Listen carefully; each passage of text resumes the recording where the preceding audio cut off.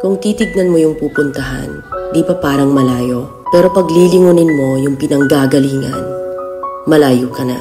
Hindi mo malalaman kung hindi ka susubok. Ang buhay ay isang malaking sugal.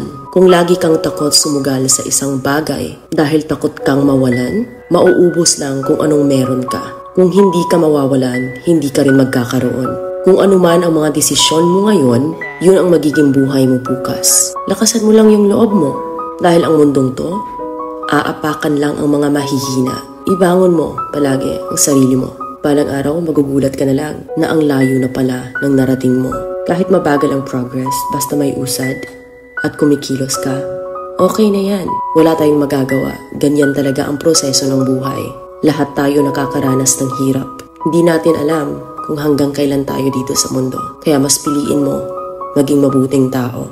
Ang pinakayaman na maituturing natin sa sarili ay ang ating mga pangarap. Kapag handa kang abutin yung mga pangarap mo, hinding-hindi ka maghihirap. Kung lagi kang may pinagdaanan sa buhay or pagsubok, pruweba lang yan na isa kang magiting na sundalo. Sa mga pagsubok, diyan ka aangat, diyan ka babaguhin. Yung tatag mo kung paano ka mag-ayos ng problema. Hindi ka magtatagal sa mundo.